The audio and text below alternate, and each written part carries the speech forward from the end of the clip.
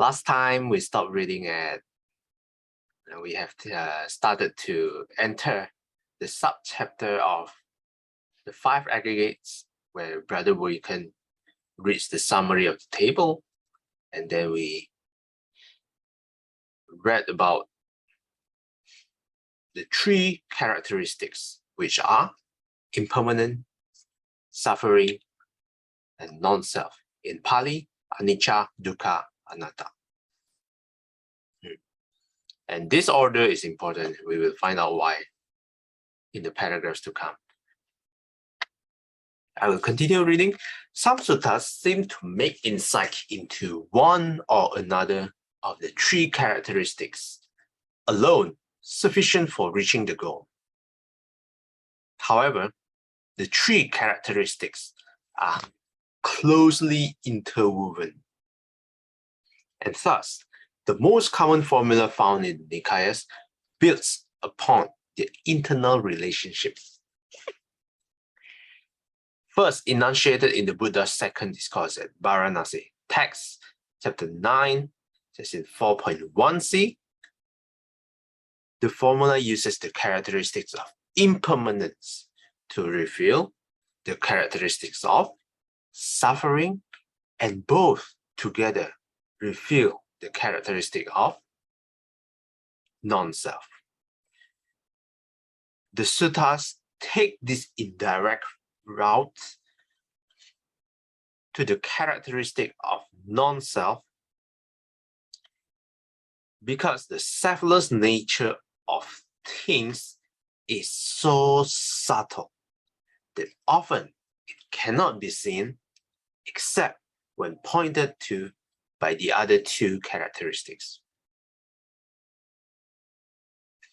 When we recognize the things we identify as our self are impermanent and bound up with suffering, we realize that they lack the essential marks of authentic selfhood, and we thereby stop identifying with them. This last sentence is how these 3 link together.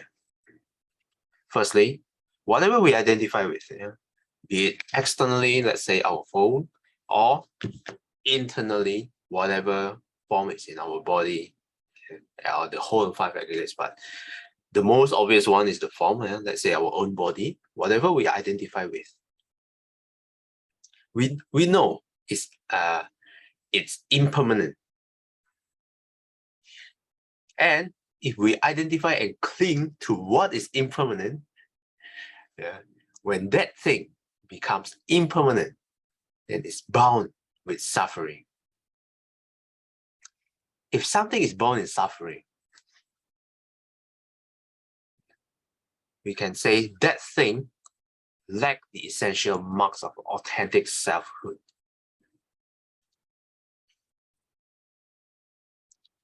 In the sutta itself, it is worded even better, I would say. It would say that it's not worthy to be considered self, because why would you identify with something that's bound up with suffering? We will take a look again in the sutta later. Sister Billy, would you like to continue?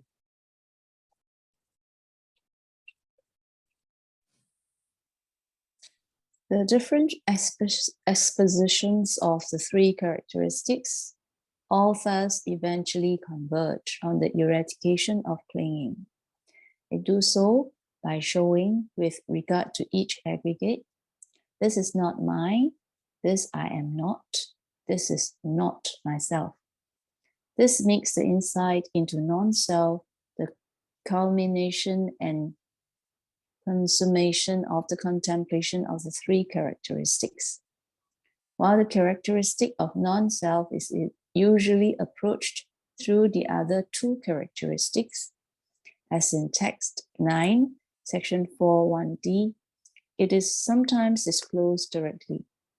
An example of the direct approach to non-self is text 9, section 4.1e, the discourse on the lump of foam.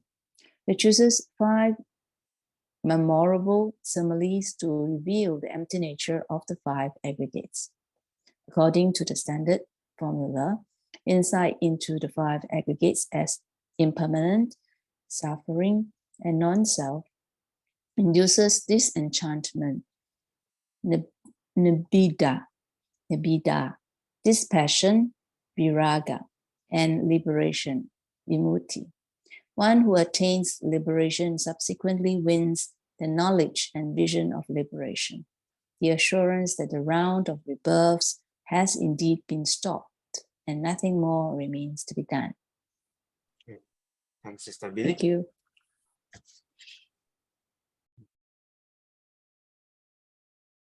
The three characteristics, the exposition of three characteristics eventually will converge on the eradication of clinging. How? For each aggregate, we consider this is not mine, this I am not, this is not myself. This is taken directly from the sutta.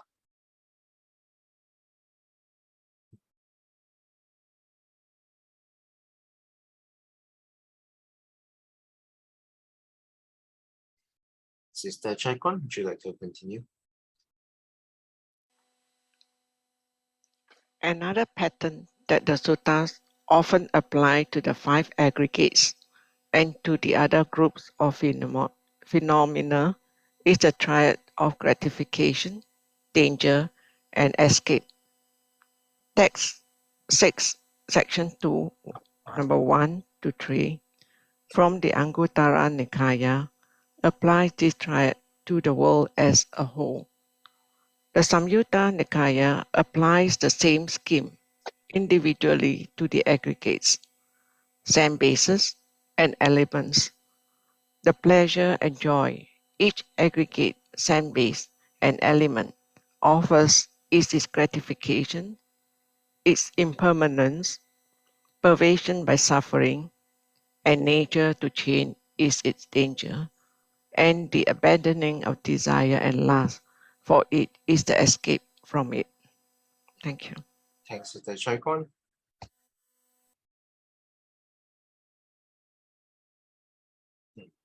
This triad of gratification, danger, and escape is also a common pattern to apply to the aggregates. Consider its aggregates as what is the gratification of the aggregates. In case of eyes, whatever we see, we like beautiful sceneries. We like to see beautiful girls, beautiful boys, or handsome boys, handsome men. And then that would be the gratification in case of eyes and the forms. We will cover this in depth when we read the sutta. And then what is the danger? If let's say that beautiful scenery is, let's say, destroyed for whatever reason, it can be natural disaster, it can be government building new, let's say, housing, and then if we cling into that beautiful scenery, then we would suffer. That is the danger, the nature to change of whatever we cling on to. What is the escape? And then we have to abandon our desire and lust of the beautiful scenery. Sister Shome, would you like to continue? Chapter 9, section 4.2. The six sense bases. The Salayantana Samyutta, the connected discourses on the six sense bases, Samyutta Nikaya, chapter 35, contains over 200 short suttas on the sense bases. The six internal and external sense bases provide a perspective on the totality of experience different from, but complementary to the perspective provided by the aggregates. The six pairs of bases are the sense faculties and their corresponding objects, which support the arising of the respective type of consciousness. Because they mediate between consciousness and its objects, the internal sense bases are spoken of as the basis for contact. Fasayatana, contact, fasa, being the coming together of sense, faculty, object, and consciousness. Okay, thanks, Mr. Shami. And now we're touching on the 6 sense bases. What are these 6 sense bases? Let's read on to find out. Okay, I mean, it's mentioned here 6 pairs of bases and the sense faculties and their corresponding objects. Which support the arising type of the respective type of consciousness. Okay, Sister Aikin, would you like to continue? You can read out the table. Okay. Okay. The 6 internal and external sense bases.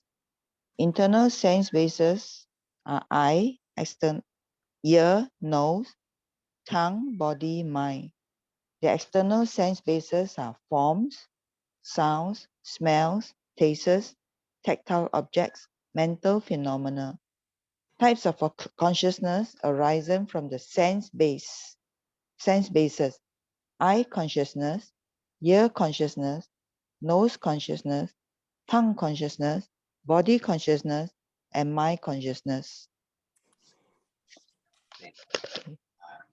Okay, thanks, Sister Aikin.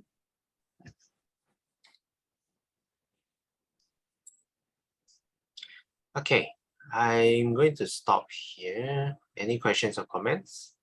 We will explore the 6 sense spaces in greater details in the paragraphs to come, which we will continue next time. Whatever we have read so far about the 5 aggregates, any questions? Any comments? Add on the 3 characteristics and the triad of danger, gratification, danger, and escape. This is what we have read.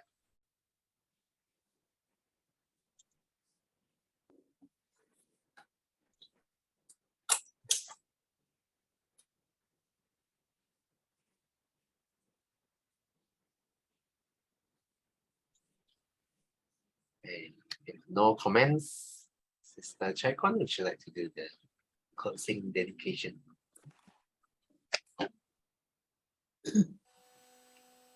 回向，愿消三障除烦恼，愿得智慧真明了，不愿罪障悉消除，世世常行菩萨道。